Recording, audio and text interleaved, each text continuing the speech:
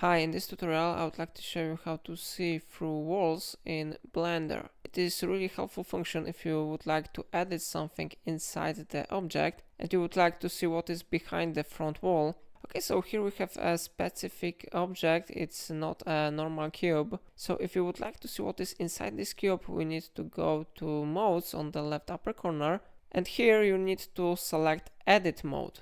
The method is really simple because one we need to do is select the all object, and then we need to go to the right upper corner and click on this one option, Toggle X Ray. This option allows you to selecting through items and will create a transparent stand display. So I click on this one option, and like you see now we can easily check what is inside the object.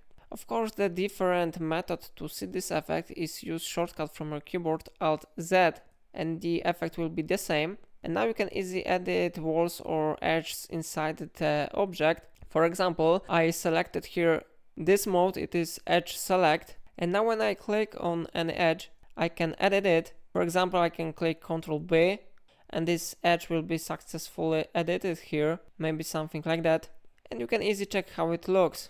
This method is really great in my opinion. I recommend you to use it in your projects in Blender. And that's all for today. If I helped you to do it, remember to like this tutorial and subscribe my channel because it really supports my work. And that's it. Thank you for watching my tutorials.